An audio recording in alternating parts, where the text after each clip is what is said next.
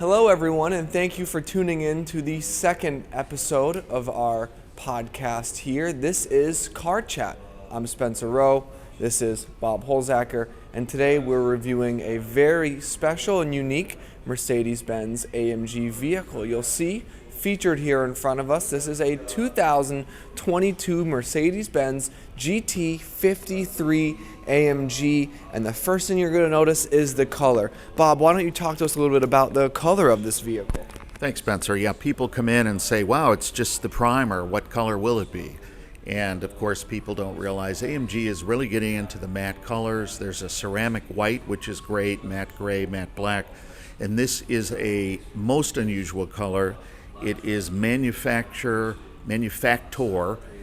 Starling Blue Magno. There's a handful. You can't just call it matte blue. It's got to have the branding and the feeling with the name. Mercedes does that with every color. It's kind of neat. But what a sensuous car. This is made to compete with the Porsche Panamera. It is a long car. It's a four-door version of the GT. Let's walk around the car a little bit. It sits beautifully on these Michelin Pilot Sport summer tires. Come around to the back. Believe it or not, it is a sloping rear. Is this a hatchback? You know, not technically. Bob, that's a great question. You have hatchback styling. However, I would call it almost like a four-door coupe in a way. Okay. Hatch styling. One design, point to discuss in this car, and when we can maybe share how we feel about it. You have Magno blue. You got the matte blue, and the use of chrome to contrast that matte blue. Very I think minimal, I may add. It is, but I think it stands out. We have the chrome badging, our exhaust tips down on the rear. On this channel, we are a big fan of the dual round exhaust tips that we may have mentioned before in our previous video of the 2018 Maserati. And then the wheels, those nice forged AMG multi-spoke wheels go very nicely with the Magno Would blue. you recommend the wheel and tire package with this car, Spencer? I would. And I think there's a couple of reasons why. Number one, those tires, that's a thin tire right there. It's not quite a veneer of paint around a rim, but it is pretty close. So you got thin tires. And it's also worth pointing out that to replace these wheels, these come straight from Germany, and a set of them would cost you about $10,000 before the tires. Unbelievable. Yep.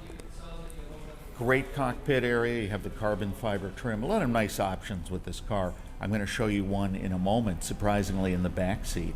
You have the Burmester sound system, heated, ventilated seats, beautiful Nappa leather interior. It really is a different and special car.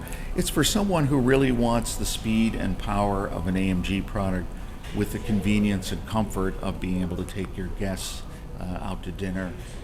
So the four-door comes in handy. That's right. It's like a daily driver. And Bob, this is saddle brown, I believe, for the interior, correct? We get a nice... It looks like a Coach bag store, Coach luggage store. It does. It does. It smells that way, too. Very rare package on this car, the executive business package back here. See heated seats in the rear, more of that carbon fiber in the Burmeister, and then you got cup holders. You've got actually heated and cooled cup holders for those rear passengers. They get a little bit of extra flair for like you said, you got a dinner date, you're going out to a restaurant with friends, or maybe a meeting with some fellow coworkers or business opportunity. It definitely is a versatile vehicle. Right. Many cars in this price range, I think you would have a driver for executive level trips. Something tells me the executive for this car will be driving it. I would agree.